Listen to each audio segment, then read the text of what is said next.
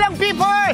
Maghahanap po tayo ng madalang kariton vendor today para mag-share ng blessings. Kaya samahan niyo po ako today. Let's go! Hello po! Ano po ito kariton? Sa'yo? Ano po tinitinda niyo sa kariton?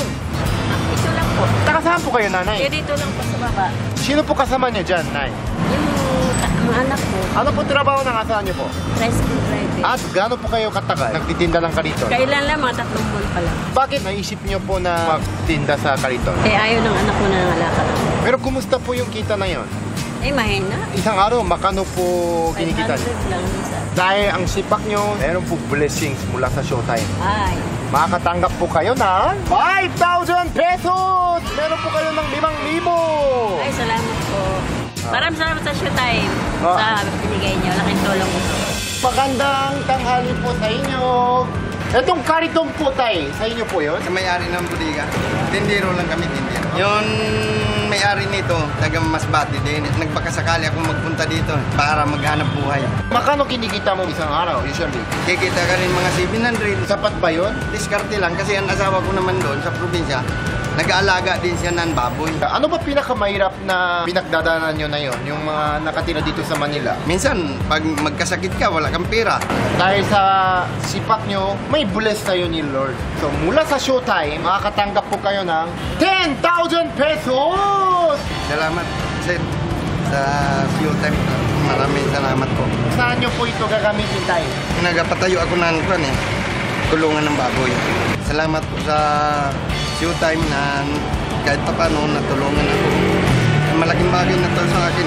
Salamat sir sa kwan niya. Salamat po. Hello po kuya! Wow, ano po tinitin? Pinya! May asawa anak po kayo? Meron po. Ilan po anak niyo po? 6. Yung kariton nyo, sa inyo po ba yun? Opo. Ako lang po nagawa nito. Oh, ikaw nagawa? Ang galing ha? Yung misis niyo po, Nagtitinda rin ng banana cake. makano po kinikita niyo isang araw? Minsan po, 600. Sapat ba yun? Tama lang po. Kaya, Lunes hanggang Linggo, wala po kayo pahinga. wala po. Minsan, sa isang buwan, magpahinga isang bisis. Ano po hinihingi Walang ng pahinga. misis na yung pinaka na yung kailangan gastos na ba? Yung urgent ba? Minsan, manghingi 1K. Pero kita niyo po, minsan 500. Oh, 600 sabi ko, ito lang kita. Ano sabi niya? Wala lang. Hindi naman- Tatawa na lang. Eto, gusto mo yung tawa ni misis mo, 5 oras. Mula sa Showtime, meron po kayo ng 10,000 pesos. Yan, sa inyo po yan. Mula sa Showtime tayo. Tay, ba't kayo naiiyak? Sa'yo po. Sa'yo. Hindi ko ito kikitain sa isang buwan. Mahirap kitain ito sa loob ng isang buwan. Kasi mahal ang protas. Puhunan, walang puhunan.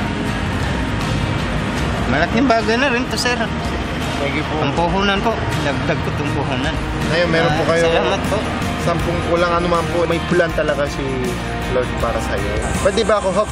Dito po. Baka Kaso mga- pawis po okay ako. lang, baka mga galit Basta- misis mo. Sige po. More blessing po, Salamat ha? po, Sir Ryan. Oh, Ryan! Wow!